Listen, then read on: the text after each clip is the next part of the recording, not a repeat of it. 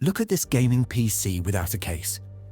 It features 3 separate color-coded cooling circuits with independent CPU, GPU, and PSU reservoirs. There's an Asus Republic of Gamers motherboard and Corsair Dominator memory with a lighting kit. However, access to the power switch, connectivity, and graphics ports is awkward.